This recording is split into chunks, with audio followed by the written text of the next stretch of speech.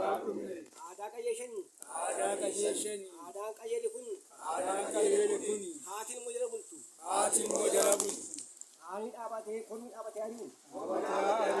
Haani ciisee dhalu. Mootummaa keenya irraa bushu. Yaa Waaqayyo. Ati nun gatiin.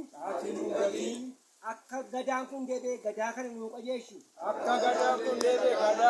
Gadaa Oromoo qajeelchani.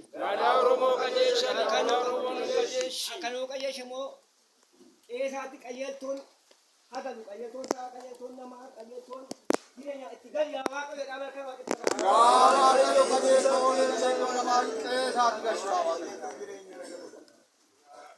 Waaqayyo inni har'aan nu ga'e galata guddaa argatu. Innaan nuufa guddatu guddaan nuufa bubbulu. Baramaa nu haa oofkashu. Waan dhufee jiru nurraa dabarsu. Waan dhufuu karaa jiru nu haa hanqisu. Waaqayyo galata guddaa isaaf gashina yoonan nu ga'e galanni isaaf haa ta'u jedha.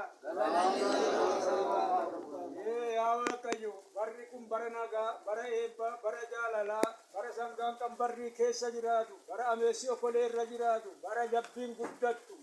Bara namni walii galu, bara jarmiin dheeratu nuuf haa godhu jedha. Yaa jara keenya Waaquma yoona nu ga'e cabcabaadhaan gaafadhaa Waaqayyo galata keenya Waaqayyo. Dabalaaf yoo Waaqayyo kuufuudha gaaficha warree Waaqayyo galata qabate. Waaqni nagaanis nuu ishee nagaa ishee haa bushu. Biyya keenya biyya nagaa nuuf haa godhu. Walii keenya ooffashu. Nama keenya ooffashu. Ooffattii guddaa nuuf haa kennu. Kan qotanne baarakaa nuuf haa godhu. Kan dubbanne dhugaa nuuf haa godhu. Daanyaa keenya nurraa bubbulchu. Biyya keenya biyya nagaa nuuf haa godhu. Ammayyuu araara kee nuu buuseedhaan Waaqayyoon. Mana keetii araara nuu buuseedhaan mana faajiraa. Ooffashaa. Jaarsolii nu eebbisa. Amma sirra nu deebi'a.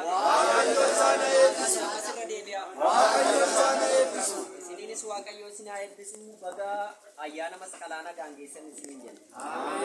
Faataa baga nagaan dhuftan.